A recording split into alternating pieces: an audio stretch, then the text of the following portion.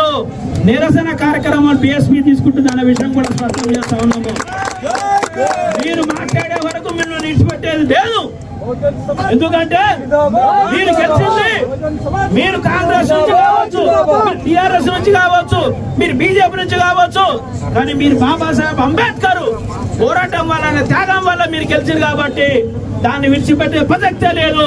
ఒక 1 వీక్ లోపల వారం లోపల గనక మీరు గనక వీళ్ళ విషయంలో న్యాయం చేయకపోతే, ఈ 2 నెలల పసికందు న్యాయం చేయకపోతే ఖచ్చితంగా తెలంగాణ రాష్ట్రంలో అన్ని ఎస్సీ ఎస్టీ ఎమ్మెల్యేలను శాంతియుతంగా వాళ్ళ నియోజకవర్గంలో నిరసన కార్యక్రమాలు రాజ్యాంగబద్ధంగా బహుజన్ సమాజ్ పార్టీ చేస్తున్న విషయాన్ని కూడా ఈ వేదికను చెప్తున్నామనే విషయం కూడా స్పష్టం చేస్తున్నాం.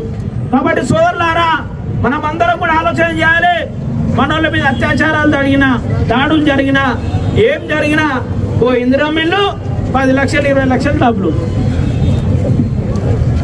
ఇదేనా మనకు సొల్యూషన్? ఇదేనా సొల్యూషన్?